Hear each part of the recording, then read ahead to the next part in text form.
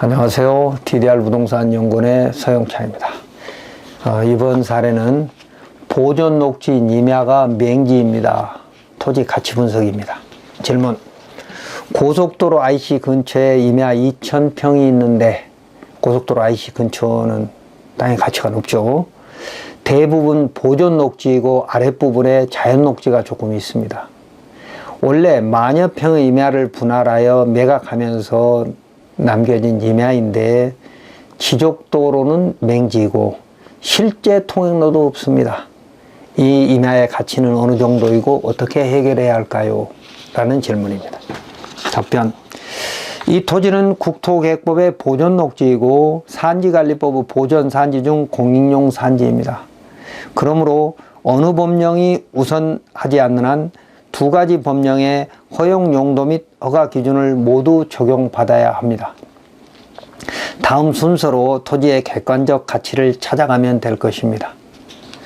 첫 번째, 국토계획법 및 도시계획 조례에서 허용되는 건축물의 용도를 찾는 것입니다.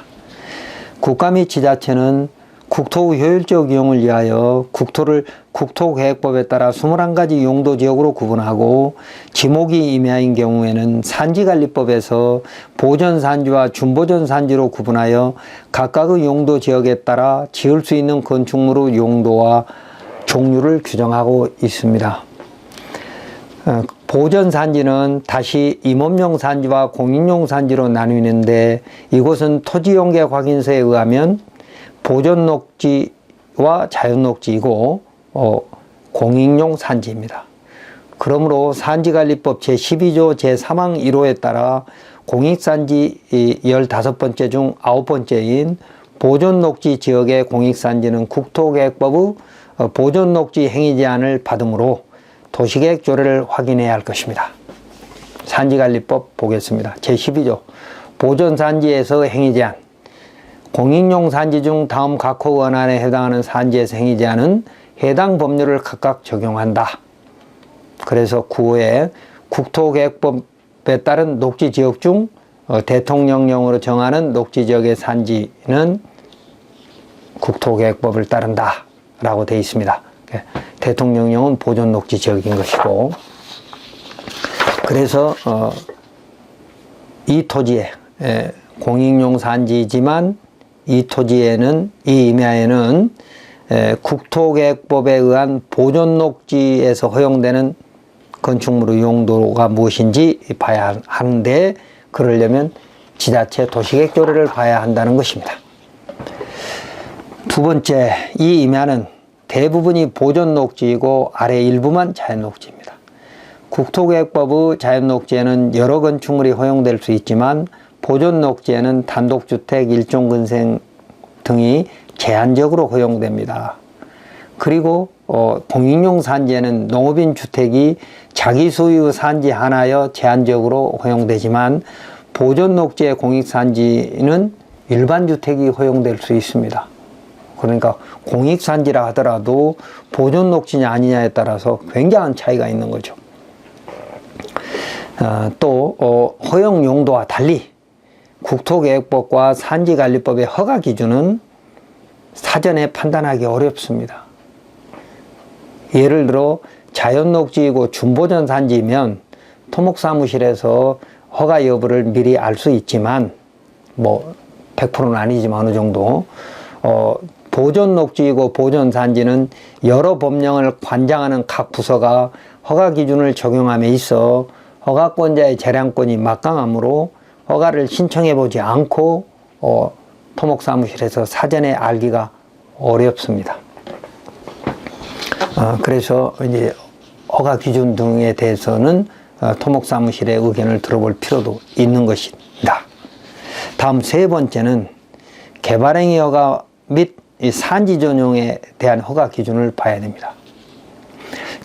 개발행위 허가와 산지 전용 허가 기준에는 각각 경사도와 임목축적, 기반시설 도로 기준 등이 있는데, 개발행위 허가 운영 지침에 의하면 준보존 산지는 개발행위 허가 기준을 적용하면 되지만 보존산지는 산지 전용 허가 기준도 동시에 적용해야 한다고 되어 있습니다.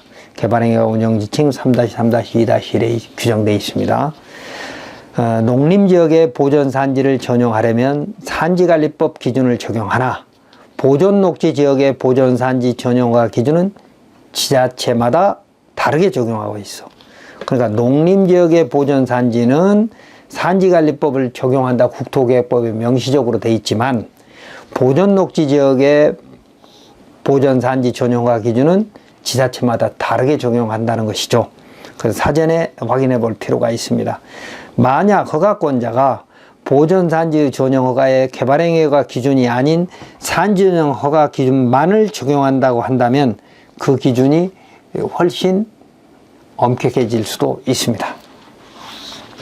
국토계획법 시행령 56조 1항 별표 1의 2에 보면 경사도, 임상, 표고, 배수해 등의 기준, 건축물의 용도, 규모, 층수, 호수 등에 따른 도로 너비 기준, 도로 등이 설치되지 않은 지역의 개발행위가 기준 등이 지자체 조례로 위임될 수 있다고 되어 있습니다. 다음 네 번째, 신청인은 어쨌든 기반시설 중 진입도로를 확보해야 합니다.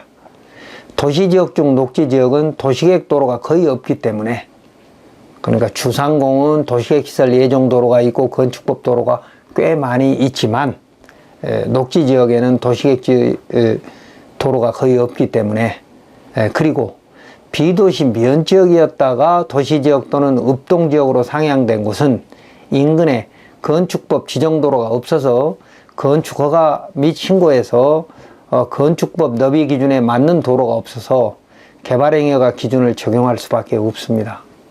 예를 들면 도로 등이 미설치된 지역에서 도로는 개발 규모가 1000제곱미터 미만의 부지에 주택, 일종근생, 농림업용 시설은 마을 안길 및 농로로 허가될 수 있고, 개발 규모가 2~3000제곱미터 미만인 경우에는 너비 제한을 3m로 완화하거나 도시계획 심의로 너비를 완화할 수 있기 때문에 사전에 지자체에 확인할 필요가 있습니다. 개발행위 운영 지침에 이런 규정이 있습니다. 산지관리법령의 규정에도 적합해야 한다. 다만 보존산지에서는 산지관리법령의 정한 기준에 따른다 라고 되어 있습니다. 그래서 이런 기준을 적용함에 있어 지역 여건이나 사업 특성을 고려해서 법령의 범위 내에서 도시계획 심의를 거쳐 이를 완화하여 적용할 수 있다. 이 도로 기준을 말합니다. 라는 것들이 개발행위 운영 지침에 있습니다. 다음 다섯 번째, 맹지 소유자에게는 주의토지 통행권이 있습니다.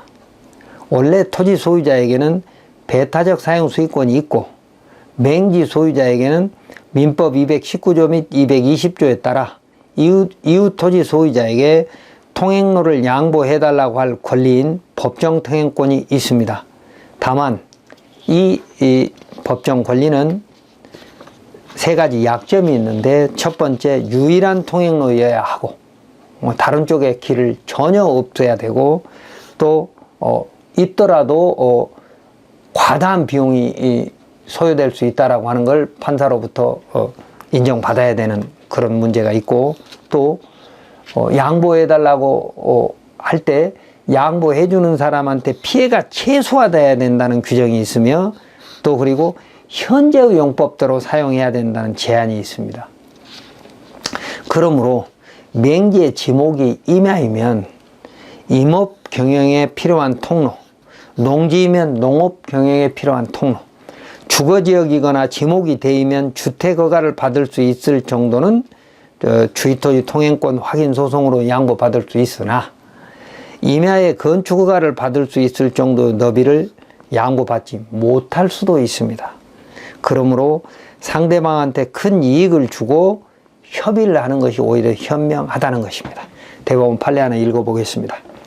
민법 제219조에 규정된 주의토지 통행권은 공로와의 사이에 그 용도에 필요한 통행로가 없는 토지의 이용이라는 공익 목적을 위하여 피통행지 소유자의 손해를 무릅쓰고 특별히 인정되는 것이므로, 그 통행로 폭이나 위치를 정함에 있어서는 피통행지의 소유자에게 가장 손해가 적게 되는 방법이 고려되어야 할 것이고, 어느 정도를 필요한 범위로 볼 것인가는 구체적인 사안에서 사회 통념에 따라 쌍방 토지의 지형적 위치적 형상 및 이용관계 부근의 지리상황 상린지 이용자의 이해득실 기타 재반사항을 기초로 판단해야 한다라고 대법원이 유권해서 가고 있습니다.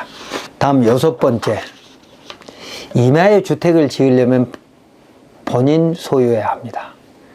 건축허가에서도 산지관리법을 적용 의제되니까 보면 산지관리법 시행령 별표 4에 보면 산지전용 허가 기준의 적용 범위와 사업별 규모별 세부 기준, 그래서 1마 11호에 보면 건축법 시행령 별표 1 제1호에 따른 단독주택을 축조할 목적으로 산지를 전용하는 경우에는 자기 소유의 산지일 것 그랬습니다.